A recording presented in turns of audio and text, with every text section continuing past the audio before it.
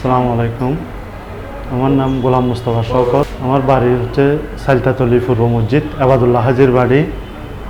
আজকে 3 দিন যাবত আমার বোন স্বামীর অতিষ্ঠ যন্ত্রণার কারণে, শামীম আক্তার কলি, ওর একটা 1.5 বছরের বাচ্চা রেখে হারিয়ে গেছে।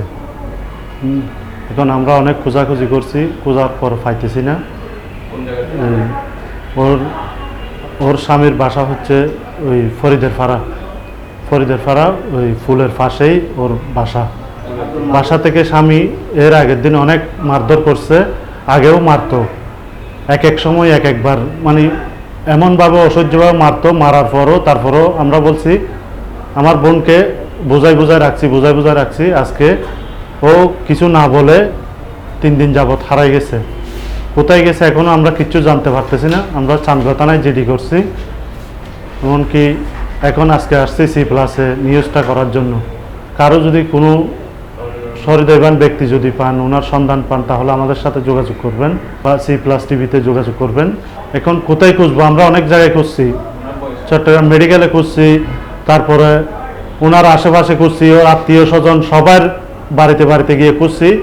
আজকে অনেক রাত দিন আমরা খুঁজতেছি, কিন্তু এখনো পর্যন্ত সন্ধানটা পাইতেছি না। আমার বোনটা কোথায় আছে, কিভাবে আছে, কি জীবিত আছে, না স্বামীর পক্ষ থেকে কেউ ওকে বেঁধে রাখছে, না মারতেছে, মেরে ফেলছে, কিছুই বুঝে উঠতে পারতেছি না। যাওয়ার সময় ওর একটা 14 মাসের একটা বাচ্চাকে একটা দোকানে রেখে মোবাইল দিয়ে সব কিছু দিয়ে বলতেছে, আমার স্বামীকে এগুলো দিয়ে দাও, আমি যেদিকে রাস্তা দিকে চলে যাব। দোকানদারকে বলে চলে গেছে। এখন কি আত্মহত্যা করার জন্য গেছে, কোন অবস্থায় আছে আমরা কিছুই বুঝতেছি না। এভাবে নিরুপায় হয়ে আমরা C+ টিভির দ্বারস্থ হয়েছি। এখন আমরা থানায় অনেক গেছি, সানগো থানায় গেছি, বাইজিৎ থানায় গেছি, চারিদিকে খুঁজতেছি।